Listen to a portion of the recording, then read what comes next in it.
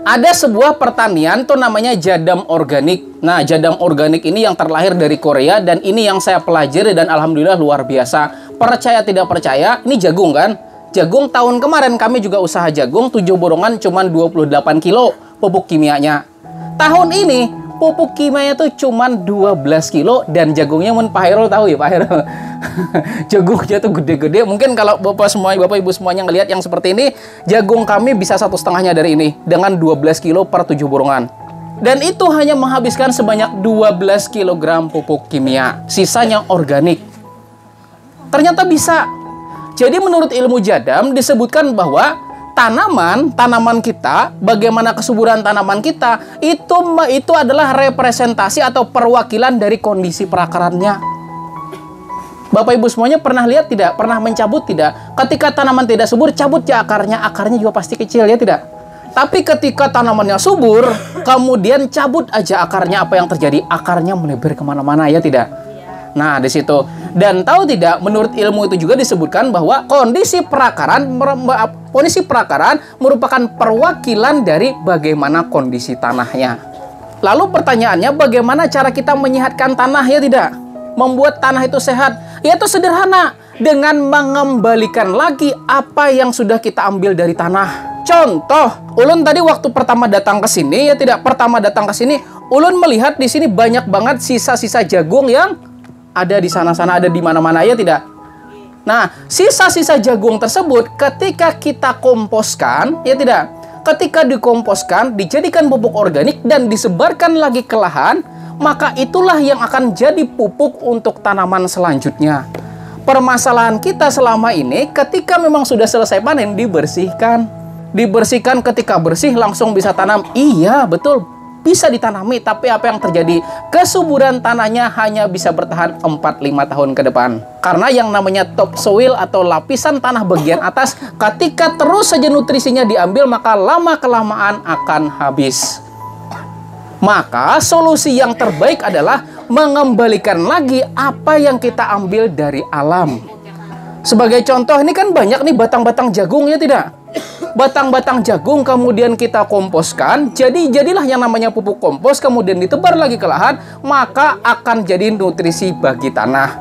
Tetapi mungkin Bapak Ibu semuanya di sini ada juga yang komplain, wah kalau misalnya jagung dikomposkan nanti butuh waktu, ya tidak? Butuh tempat buat mengkomposkan. Ada juga caranya, yaitu menggunakan pihak ketiga. Apa pihak ketiganya? Sapi. Ya tidak? Sapi. Jadi seperti itu, jagung-jagung di sana daripada dibiarkan gitu aja, potong, kasih makan ke sapi dalam waktu hanya 12 jam, sapinya bakal nya langsung jadikan nutrisi buat tanaman kita dan itu instan. Maka akhirnya terjadilah namanya zero waste farming, atau sisa-sisa tanaman tuh nggak ada yang terbuang sama sekali. Dan itu terus saja berkelanjutan, dan itulah yang membuat tanah pertanian kita tetap subur. Nah, itu cara pertama, yaitu mengembalikan apa yang kita ambil lagi dari alam. Kemudian cara kedua, yaitu dengan cara mengkultur apa yang ada di dalam alam, kemudian kita olah tanah kita supaya seolah-olah seperti ada di alam. Bapak Ibu semuanya tahu ini apa? Akar dan daun daun paring ya tidak? Ini nih kira-kira beratnya siapa? Ibu boleh angkat kira-kira Bu berapa gram kira-kira Bu? 100 gram ya tidak? Anggaplah 100 gram ya tidak? Maka tadi kan, ya kita anggaplah tidak sebanyak-banyak 10 pangkat 6 aja deh. Berarti kan 1 juta mikroorganisme. 1 juta dikali 100 gram berapa? Banyak kaya, iya banyak kaya juga. Berapa kira-kira? Kan 100 dikali 1 juta. Berarti berapa? 100 juta mikroorganisme yang kita sebar ke dalam lahan pertanian kita hanya dengan 100 gram ini. Iya, 1 on. Caranya adalah ini tuh diperbanyak hanya menggunakan 4 media. Pertama medianya adalah kentang. Susah tidak cari kentang? Enggak kan? Kentang dan kita butuhnya cuma 200 gram. Saparapat apa? Karsawa saparapat. Nah, kemudian setelah itu kita juga membutuhkan namanya garam kasar. Jadi uyah apa sih? Uyah yang curai itu. Kemudian media yang terakhir itu adalah air kelapa. Dan percaya tidak percaya, hanya membutuhkan Rp10.000 saja, Rp10.000 saja, Anda bisa menghasilkan 200 liter Jadam Microbial Solution. 200 liter hanya dalam Rp10.000. Murah? Murah apa murah banget? Murah banget kan?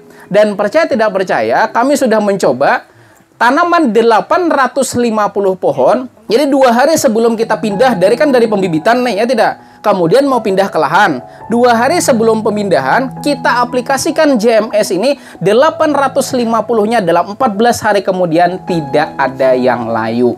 Saya tidak akan mengulangi karena nanti akan dipraktekkan dalam pelatihan tematik minggu depan.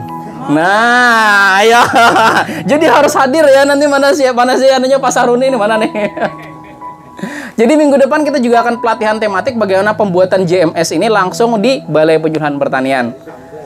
Ternyata luar biasa, Bian.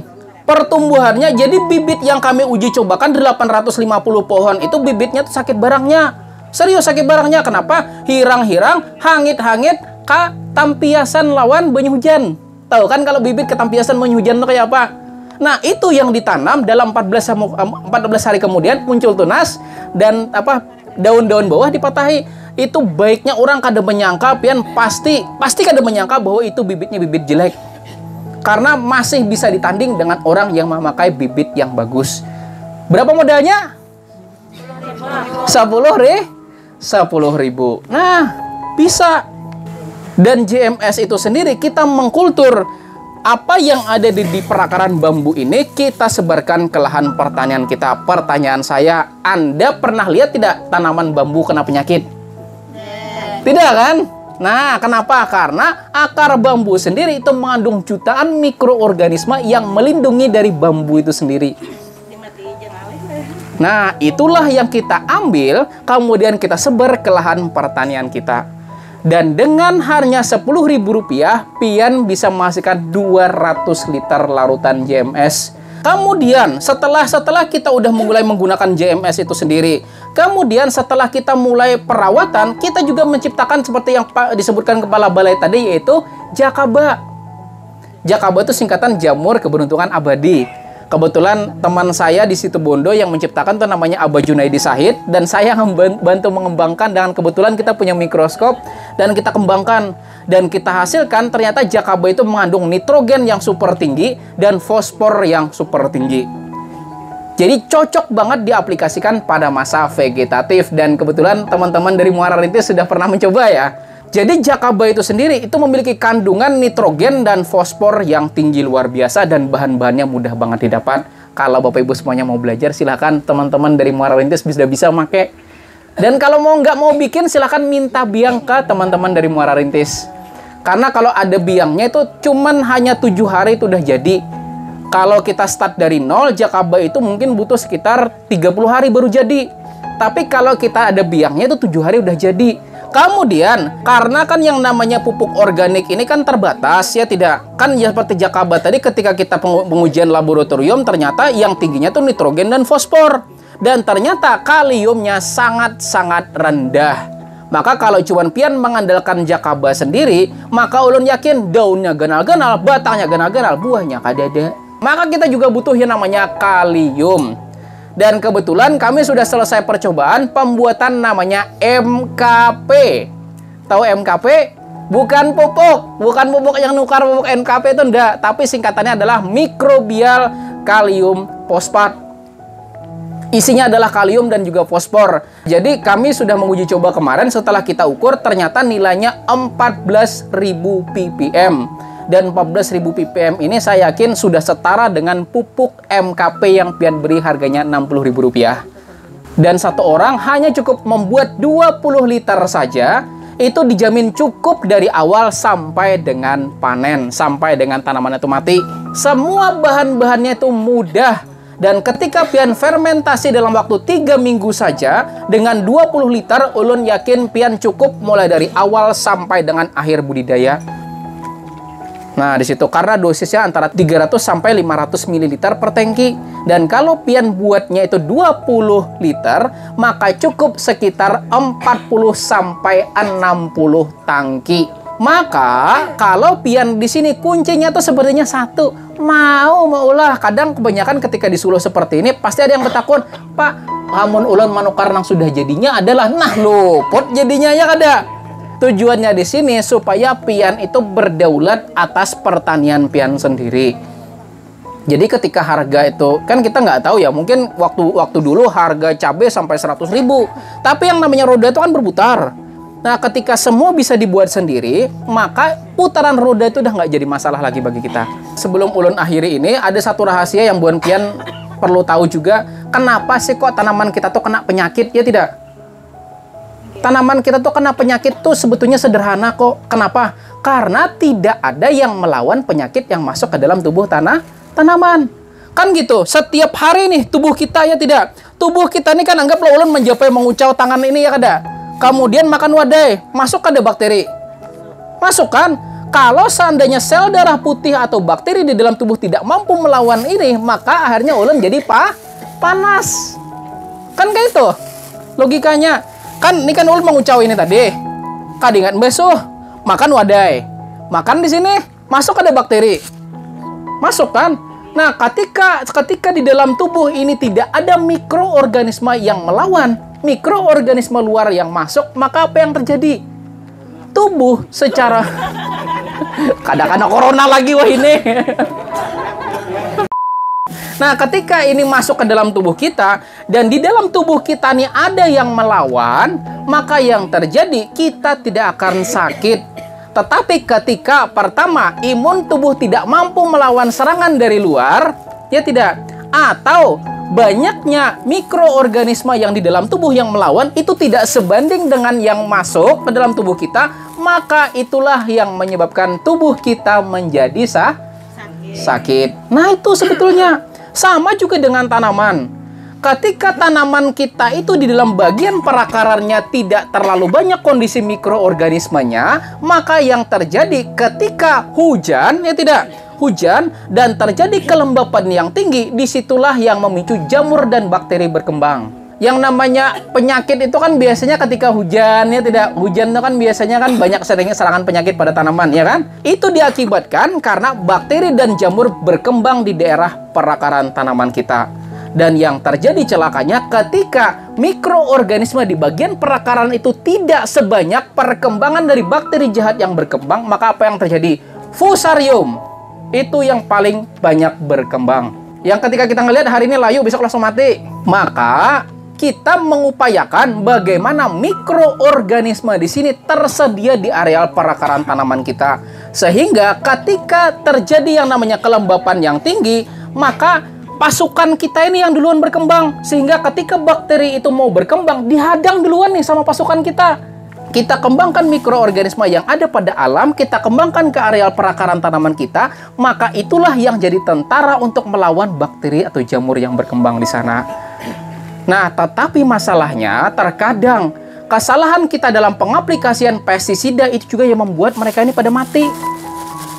Kebanyakan kita bilanya menyemprot pestisida, bila kada sampai limboy kada puas. Ya kada, minyak kada limboy kada puas. Padahal kalau pian tahu, yang namanya stomata tanaman itu tuh luasnya cuma 7 mikron. 7 mikron itu kayak rambut. Ketika kita menyimbur terlalu banyak, maka tetesan pestisida itulah yang membunuh bakteri dalam tanah. Jadi kami percobaan, tahun ini percobaan lagi kepada tanaman yang kena antraknosa. Dengan percobaan pengaplikasian, pertama menggunakan sulfur, kedua bahan aktif metiltiofanat, kita campur kemudian kita aplikasikan tipis. Ternyata juga 80% bisa mengurangi antraknosa. Jadi nggak mesti kok sampai belimboy, bus. Bayangkan kalau misalnya kita asalnya 2 tank, kau menghemat jadi 1 tank, kan jadi hemat, ya kan? Nah, di situ kami percobaan 80% bisa dikurangi. Jadi sebetulnya kekeliruan kita dalam pengaplikasian pestisida itu juga penyebab berkurangnya mikroorganisme di dalam tanah. Artinya mulai saat ini, seperti yang saya jelaskan di awal, ketika pian-pian di sini dikasih pistol, maka jangan buru-buru nembak. Ya kada? Jangan buru-buru nembak, tapi belajar dulu kayak apa caranya menembak. Ya ulun yakin sebenarnya pian mengutip pistol bertahan bisa. Cuma memanar tuh kira-kira pas kada ada memanar tuh tiba-tiba goyang itik. Juar. Ada yang rasanya pas timbak kawan diga. Ada juga. Maka semuanya kalau kita pelajari dulu, kita pelajari bagaimana tekniknya, itu pasti sasarannya akan dapat dengan mudah kita kenakan. Nah, jadi mungkin ini singkat aja lah dari ulun, mudah-mudahan bermanfaat buat pian sabarataan. Jika memang nanti ada yang didiskusikan silahkan. Ulun akhiri wassalamualaikum warahmatullahi wabarakatuh.